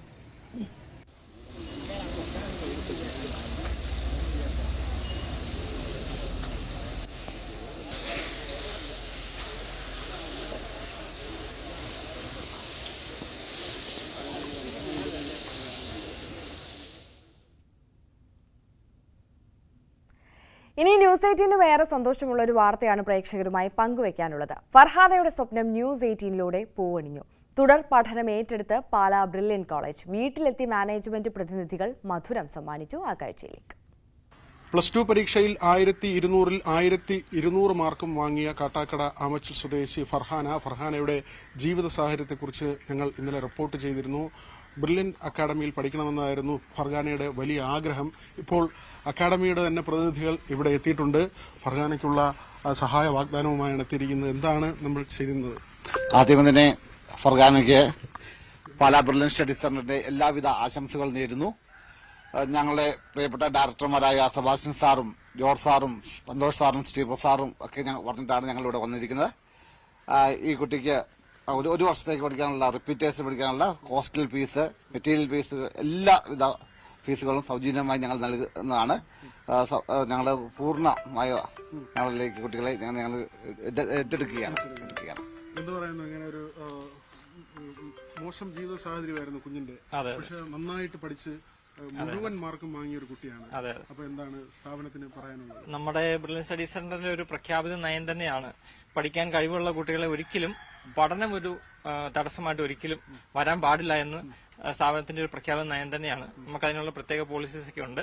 അതിന്റെ അടിസ്ഥാനത്തിലാണ് ഡയറക്ടേഴ്സ് ഞങ്ങളെ ഇന്ന് തന്നെ അറിഞ്ഞ അന്ന് തന്നെ ഞങ്ങൾ ഇങ്ങോട്ട് പറഞ്ഞു വിടുകയും പേരന്റ്സിനെയും കുട്ടിയെയും കണ്ട് അഭിനന്ദനം അറിയിച്ച് നമ്മുടെ സഹായവാഗ്ദാനങ്ങൾ അറിയിക്കണമെന്ന് പ്രത്യേകം അറിയിച്ചിട്ടാണ് നമ്മളിവിടെ വന്നിരിക്കുന്നത്. അപ്പൊ സ്ഥാപനത്തിന്റെ ഒരു പോളിസി തന്നെയാണ് കഴിവുള്ള കുട്ടികളെ പരമാവധി പ്രോത്സാഹിപ്പിക്കുക. പണം ഒരിക്കലും നമ്മുടെ സ്ഥാപനത്തെ സംബന്ധിച്ച് പഠിക്കാൻ ഒരു തടസ്സമാകില്ല ഒരിക്കലും. അപ്പോൾ ഈ താമസം അങ്ങനെയുള്ള എല്ലാം സൗജന്യമായിരിക്കും. എല്ലാം സൗജന്യമായിരിക്കും. എനിക്ക് ഒരുപാട് സന്തോഷം. എന്നെക്കാളും സന്തോഷത്തിലാണ് എന്റെ പാരന്റ്സ്. അത് തന്നെയാണ് എനിക്ക് ഏറ്റവും വലിയ കാര്യം. ബ്രില്യൻ സ്റ്റഡി സെന്ററിനും ന്യൂസ് 18നും ഒക്കെ നന്ദി പറയുന്നു. ഇന്നലെ നമ്മൾ ഇവിടുത്തെ ഒരു സാഹചര്യമൊക്കെ പറഞ്ഞതാണ്. അപ്പം വളരെ പെട്ടെന്ന് തന്നെ അവരുടെ ഭാഗത്ത് നിന്നൊരു പ്രതികരണം ഉണ്ടായിരിക്കുന്നു. എത്രമാത്രമാണ്? വളരെ സന്തോഷമാണ്. വളരെ സന്തോഷം. അവർക്ക് നന്ദി അറിയിക്കുകയാണ്. ഈ സാഹചര്യത്തിൽ ഞങ്ങൾക്ക് ഇത് ചെയ്യാൻ ഞങ്ങൾക്ക് പറ്റൂല. അപ്പൊ അവര് ഞങ്ങളെ സഹായിക്കാന്ന് പറഞ്ഞതിൽ വളരെ സന്തോഷമുണ്ട്. ഒരിക്കലും പറഞ്ഞറിയിക്കാൻ പറ്റുന്ന സന്തോഷമാണ്. സ്ഥാപനത്തിന്റെ ഒരു മാനുഷിക മുഖം കൂടിയാണ്. അവർ വലിയ സഹായമാണ്. അതെ, അവർ വലിയ ഇതാണ് ചെയ്തേക്കുന്നത്. ഉമ്മച്ചി ഉണ്ട്. ഇന്നലെ നമ്മൾ സംസാരിച്ചിരുന്നതാണ്, മകളുടെ പഠന കാര്യത്തെക്കുറിച്ചൊക്കെ പറഞ്ഞിരുന്നു, പ്രയാസമൊക്കെ പറഞ്ഞിരുന്നു. അപ്പൊ ഇന്ന് ഇങ്ങനെ ഒരു സാഹചര്യമാണ് വന്നിരിക്കുന്നത്. അവളുടെ സ്വപ്നമായിരുന്നു. സന്തോഷമുണ്ട്, വളരെ സന്തോഷമുണ്ട്. അവർക്ക് നന്ദി പറയുന്നു. കടപ്പാടുണ്ട്. ജീവിതകാലം മുഴുവൻ അവളെ കടപ്പാട് അവരോടായിരിക്കും. നന്ദിയുണ്ട്. ഡോക്ടറാകണമെന്നതാണ് ഫർഹാനയുടെ ആഗ്രഹം. ഇന്നലെ അതാണ് ഫർഹാന പറഞ്ഞത്. വലിയ ഡോക്ടറാകുമ്പോൾ പാവപ്പെട്ട ആളുകളൊക്കെ വരുമ്പോൾ ഉറപ്പായിട്ടും സഹായിക്കുക തന്നെ ചെയ്യും. അപ്പൊ അങ്ങനെ ഒരു നല്ല മനസ്സ് ഉണ്ടായിരിക്കട്ടെ. ബിപിൻ മുരളിക്കൊപ്പം വി വിനോദ്, ന്യൂസ് 18 തിരുവനന്തപുരം. ഒരു വാർത്തയുടെ യഥാർത്ഥ വിജയം എന്ന് പറയുന്നത് ഇത്തരം കാഴ്ചകളാണ്. എന്തായാലും ഫർഹാനയേക്കാൾ സന്തോഷം ന്യൂസ് 18നും ഇതിലുണ്ട് എന്നുള്ളത് കൂടി പറയട്ടെ. എന്തായാലും ഫർഹാൻ ആഗ്രഹിച്ചതുപോലെ തന്നെ പഠിച്ച് മിടുക്കിയായ ഒരു ഡോക്ടർ ആവാൻ കഴിയട്ടെ എന്നും ആഗ്രഹിക്കുകയാണ്. ഇനി നമ്മൾ മറ്റു വാർത്തയിലേക്ക് കടക്കുമ്പോൾ മോട്ടോർ ഡ്രൈവിംഗ് ടെസ്റ്റിലെ പരിഷ്കാരത്തിനെതിരെ ഡ്രൈവിംഗ് സ്കൂൾ ഉടമകളുടെയും സംഘടനകളുടെയും പ്രതിഷേധം തുടരുകയാണ്. ടെസ്റ്റ് നടത്താൻ അനുവദിക്കില്ലെന്ന നിലപാടിൽ ഉറച്ചു നിൽക്കുകയാണ് ഡ്രൈവിംഗ് സ്കൂൾ ഉടമകൾ. അതേസമയം മുട്ടത്തറയിൽ അടക്കം പോലീസ് കാവലിൽ ടെസ്റ്റ് തുടരാനുള്ള നീക്കമാണ് നടക്കുന്നത്. ഡ്രൈവിംഗ് ടെസ്റ്റ് പരിഷ്കരണത്തിലെ അപാകതകൾ പരിഹരിക്കണമെന്നാവശ്യപ്പെട്ട് ദിവസങ്ങളായി മോട്ടോർ ഡ്രൈവിംഗ് സ്കൂൾ ഉടമകളും അവർക്ക് പിന്തുണയുമായി വിവിധ തൊഴിലാളി സംഘടനകളും നടത്തുന്ന പ്രതിഷേധം ശക്തമായി തുടരുന്ന ഒരു പശ്ചാത്തലമാണുള്ളത്. വ്യാപകമായ പ്രതിഷേധം നാനാകോണുകളിൽ നിന്ന് ഉയർന്നിട്ടും സർക്കുലർ പിൻവലിക്കാൻ ഗതാഗത വകുപ്പ് തയ്യാറാകാത്തതാണ് പ്രതിഷേധത്തിന്റെ ആക്കം വർദ്ധിപ്പിക്കുന്നത്. ഇന്നലെ സെക്രട്ടേറിയറ്റിലേക്ക് നടത്തിയ മാർച്ചിലും സൂചന സമരം എന്ന ഒരു മുന്നറിയിപ്പ് മാത്രമാണ് സംയുക്ത സമരസമിതി നൽകിയത്. പക്ഷേ അപ്പോഴും കൃത്യമായ ഒരു ഇടപെടൽ നടത്താൻ ഗതാഗത വകുപ്പ് മന്ത്രിയോ ഗതാഗത വകുപ്പോ തയ്യാറായിട്ടില്ല. അതുകൊണ്ട് തന്നെ പ്രതിഷേധം വീണ്ടും കനക്കുന്ന ഒരു സാഹചര്യമുണ്ടാകും. മുട്ടത്തറയിൽ പ്രതിഷേധങ്ങൾക്കിടയിൽ ടെസ്റ്റിനെത്തിയ ആൾ പരാജയപ്പെട്ടതും അതോടൊപ്പം രഹസ്യമായി ടെസ്റ്റ് നടത്താനുള്ള നീക്കം പോലീസിന്റെ സഹായത്തോടെ MVD നടത്തിയതുമൊക്കെ വലിയ തരത്തിൽ പ്രതിഷേധത്തിന് വഴിവെച്ചിരുന്നു. സമാനമായ സാഹചര്യം വരും ദിവസങ്ങളിലും ആവർത്തിക്കാൻ തന്നെയാണ് സാധ്യത. എന്തായാലും പോലീസിന്റെ സാന്നിധ്യത്തിൽ തുടർന്നും മുട്ടത്തറയിൽ ഡ്രൈവിംഗ് ടെസ്റ്റ് നടത്തുന്നതിന് വേണ്ടിയിട്ടുള്ള നീക്കം ഇന്നും ഉണ്ടാകാൻ തന്നെയാണ് സാധ്യത. അങ്ങനെയാണെങ്കിൽ പോലീസിന്റെ കനത്ത കാവലിൽ തന്നെ അത്തരത്തിലുള്ള നടപടികളിലേക്ക് MVD കടക്കുന്ന ഒരു പശ്ചാത്തലമുണ്ടാകും. ഇന്നലെ സമാനമായ ഒരു പശ്ചാത്തലം ഉണ്ടായ ഒരു സാഹചര്യത്തിൽ കൂടുതൽ പ്രതിഷേധക്കാർ മുട്ടത്തറയിലെ ഓട്ടോമാറ്റിക് ഡ്രൈവിംഗ് ടെസ്റ്റ് കേന്ദ്രത്തിലേക്ക് എത്താനുള്ള സാധ്യതയാണ് തിരുവനന്തപുരത്ത് നിലനിൽക്കുന്നത്. സംസ്ഥാന വ്യാപകമായിട്ടാണ് സംയുക്ത സമരസമിതി ആഹ്വാനം ചെയ്തിരിക്കുന്ന പ്രതിഷേധം പുരോഗമിച്ചുകൊണ്ടിരിക്കുന്നത്. ഗതാഗത വകുപ്പ് മന്ത്രിയുടെ ഭാഗത്ത് നിന്ന് അനുഭാവപൂർണമായ ഒരു തീരുമാനം ഉണ്ടാകുന്നില്ല എങ്കിൽ സെക്രട്ടേറിയറ്റ് പടിക്കലേക്ക് സമരം ശക്തമാക്കുന്ന തരത്തിലായിരിക്കും സംയുക്ത സമരസമിതിയുടെ തുടർന്നുള്ള നീക്കങ്ങളെന്നാണ് മനസ്സിലാക്കാൻ കഴിയുന്നത്. ഡാൻ കുര്യന്റെ റിപ്പോർട്ടാണ് കണ്ടത്.